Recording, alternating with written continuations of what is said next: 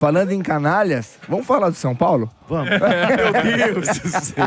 Olha, é o seguinte, vocês lembram aqui que eu falei que podia ter liminar da oposição em relação ao que o Outem lá, o presidente do conselho. Exato. Eu avisei aqui, o Outem, não, as minhas decisões são todas pautadas aqui na... Tinha certeza, né? Não, que chance não ia... zero, chance zero. Da oposição conseguir eliminar. Chance zero. Toma pois não. essa, Outem. Não tem chance zero, Outem. Você estava meio viajando na sua coletiva, porque é o seguinte, a terceira vara civil do Butantã concedeu ontem, né, uma liminar definindo que a reunião para discutir o impeachment do Casares no São Paulo seja híbrida, ou seja, os conselheiros, portanto, vão poder votar presencialmente lá no Morumbis ou virtualmente, como queria a oposição, porque tem muito conselheiro viajando e solicitou votar virtualmente, né? E o Outem, que é o presidente do conselho, vetou essa possibilidade, só que então essa liminar volta a ter essa possibilidade do voto híbrido, né? Na sexta-feira, às 6h30, e também ficou definido que vão ser necessários apenas 171 votos para que o Casares seja destituído do cargo de presidente, né? Porque ela analisou os dois artigos lá do Estatuto do São Paulo, 58 e o 212, e ela entendeu o seguinte, olha, o quórum mínimo para votação desse tipo é de 191. É o que diz o artigo. E o outro diz que são necessários 2/3 do Conselho. Entendeu? Então ela entendeu que um artigo não é conflitante com o outro, como sugeriu os advogados do Casares. Então ela na liminar diz que precisa ter pelo menos 191 conselheiros participando, dos 255, né? E 171 votos para que o afastamento seja feito. Então, foi feita, então, essa liminar. Agora, é óbvio, a situação já está recorrendo para que a juíza reconsidere esta decisão, mas o fato é, Danilo, que vai ter uma guerra jurídica até sexta-feira. Isso aí você não tem a dúvida. Exatamente. Tem sabugo nessa pamonha. Exato, tem sabugo aí, eu quero. Começou a sexta-feira, hoje é terça-feira, muita água vai rolar ainda, com certeza... o lado do Casares vai trabalhar para derrubar essa liminar até sexta-feira. E eu vou te falar o que vai acontecer, Lima. Eu acho que quinta-feira à noite o Casares pede o chapéu. Concordo com você. Votação? Eu acho que antes da votação. Renunciar? Eu acho que ele renuncia. Olha, sabe por quê? Porque ele tá perdendo muita força realmente. Ele tá. E aí, para ele ser empichado, é muito pior para ele, não é? Ele ser empichado, não é melhor ele fica inelegível. Ele fica inelegível. Então eu acho que se eles não conseguirem derrubar essa liminar e for acontecer mesmo sexta-feira com o voto híbrido, eu acho que ele vai pedir o chapéu antes de ser empichado. E tem uma Concordo notícia com nova você. aqui, ó. Documento encaminhado ao COAF aponta contradições na versão de Casares sobre movimentações financeiras, né, Danilo? É isso. Eu acabei de ver também um vídeo do Danilo Lavieri, que está fazendo um trabalho de investigação espetacular, né? E eles foram atrás... Depois dessa reportagem do Fantástico, no final, eles deram voz aos advogados do Casares, né? Que falaram que esse dinheiro que o Casares fazia os depósitos era um complemento dele, um dinheiro que ele já havia recebido de outros trabalhos. Para quem não sabe, ele trabalhou no SBT, na Record. Então ele tinha um dinheiro em casa, né? O que também é uma loucura, né? O cara ter 1,5 milhão embaixo do colchão, né? E aí...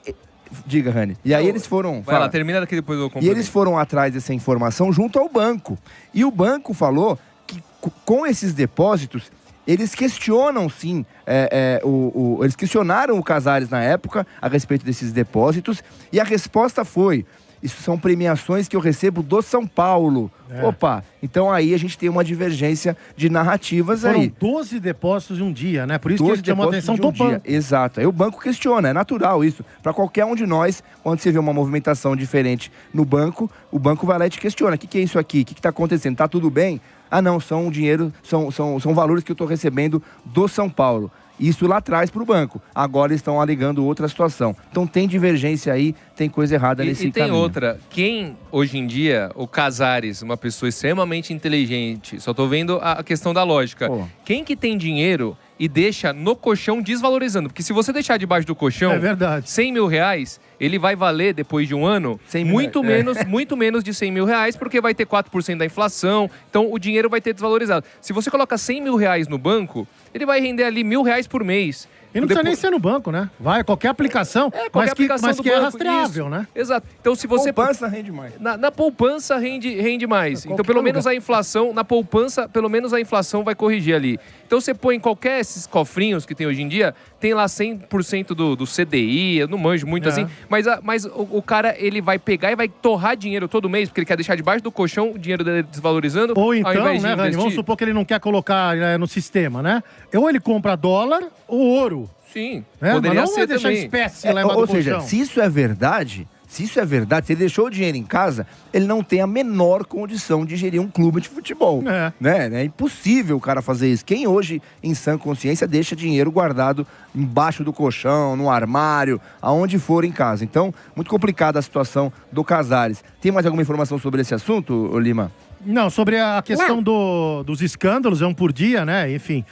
Mas agora, em relação a essa essa votação, eu vou um pouco contra você, Danilo, assim, na questão de que eu acho que o Casares, ele é muito vaidoso e tem um ego gigantesco. Isso, com certeza. E pessoas com esse perfil dificilmente dão braço a torcer. Entendeu? Assim, eu não renuncio. E eu acho, assim, a situação está se complicando mesmo, porque tinham 6 grupos de sustentação política com o Casares, 4 saíram. Inclusive a participação do qual o Casares faz parte. E sobraram 2 grupos de sustentação. Um do Outen Aires, que é o presidente do conselho, e um do Donizete Gonçalves, o Dedé, que é o diretor lá, o homem forte da parte social, né? O grupo do Outen, grande parte já saiu também do grupo da sustentação. Já avisou que não vai fazer mais parte desse apoio político de sustentação da gestão.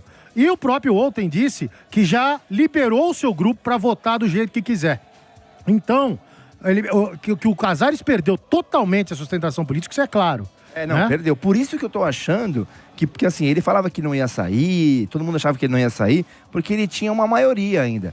Só que nessa última semana ele foi perdendo muita força. Então eu não duvido que ao invés de querer ser empichado, ele saia do cargo para não sofrer o impeachment no São Paulo. Você vai em que linha, Ranieri? Eu acho, assim, a política é muito dinâmica, né, Lima? A gente estava discutindo aqui o ano passado e eu lembro que a gente falava que havia possibilidade de o Casares ele ter uma maioria contra, a oposição ter uma maioria diante da situação, que já era algo enorme, que não seria suficiente para o impeachment. Só que as coisas avançaram tão rapidamente da oposição que o próprio Outen, ele começou a fazer, né, essas mudanças. Em vez de 3 quartos...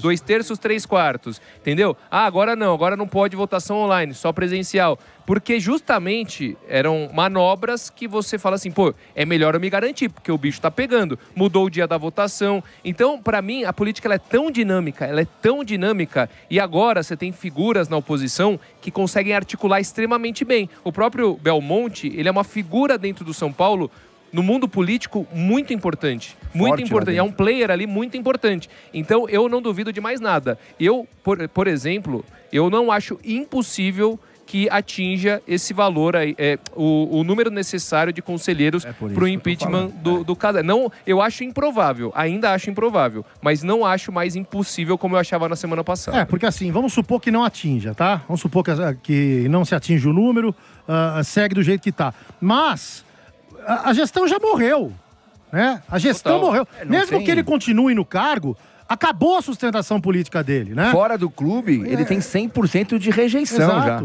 Exato. Aí fica complicada a situação, né? Enfim, realmente a batata tá assando e muito pro Casares. E para finalizar, Lima, só para trazer um pouquinho do torcedor, eu tive lá em Mirassol com os São Paulinos e tá todo mundo muito preocupado, viu? Com o ano do São Paulo, principalmente com o Campeonato Paulista. São apenas 8 rodadas, rapaziada. 8 rodadas. São Paulo já perdeu a primeira. Tem agora tem 3 clássicos. Ou seja, São Paulo vai ter 4 jogos aí para poder pontuar. Então o torcedor são paulino tá sim preocupado com o rebaixamento. Tá sim preocupado com a situação do clube, até no Campeonato Brasileiro, que é mais forte ainda que o Paulistão.